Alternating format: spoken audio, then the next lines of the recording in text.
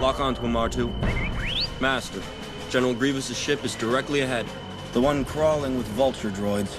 Oh, I see it. Oh, this is going to be easy.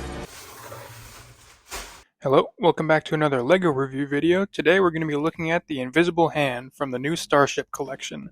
This set comes with 557 pieces, no minifigure, a few printed pieces, and some stickers. So with this being on a display stand, this is meant to be more for older LEGO fans. Less for play, more for display. As a display model, at this size they capture the overall shape of the Invisible Hand pretty well. Both sides are symmetric, and there really isn't a bad angle on this model. I mean, you can look at this from all sides and it's still very camera friendly.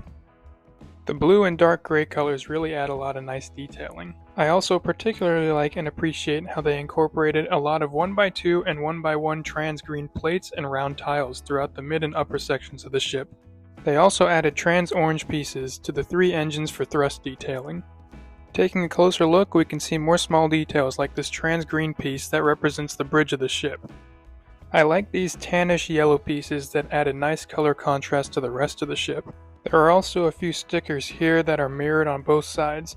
It is unfortunate as I applied them a little too low and now the bottom bit of the sticker is slightly covered. Continuing further up the ship, there are a lot of nice greeble details that represent small towers and antennas. These cheese slopes in this round piece are a bit strange, but it was an interesting technique to try and capture the right angle of the tower where Palpatine was being held in the movie. There are a few nice Easter eggs in the main hangar bay of the ship. There's a 1x2 representation of an MTT and 2 single stud representations of Anakin and Obi-Wan's Jedi interceptors. Once built, it's hard to see them, but there is a very small window on both sides that allows for viewing. The hangar bay does extend from one end of the ship to the other, and the trans-blue representations of the shields are both an accurate depiction and very functional as viewing ports.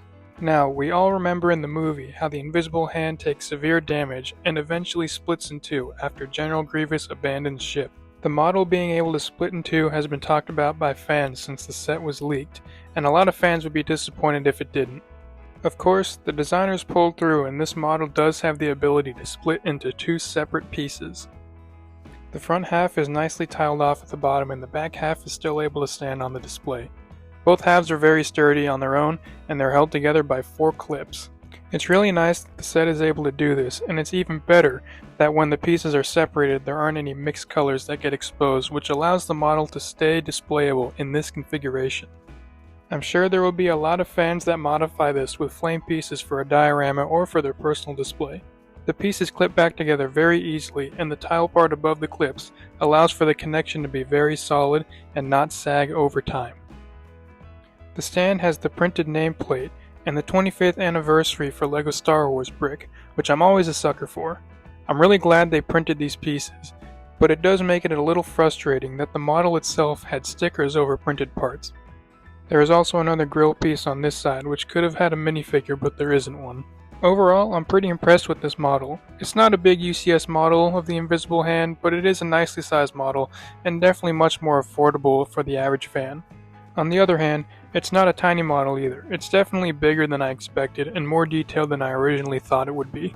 With this set being part of a continuing line of sets, in the future I really hope they make a Venator Star Destroyer to go along with this ship. We got to see the 2 ships go head to head against each other in Revenge of the Sith, and it would be really cool to have the 2 models displayed next to each other.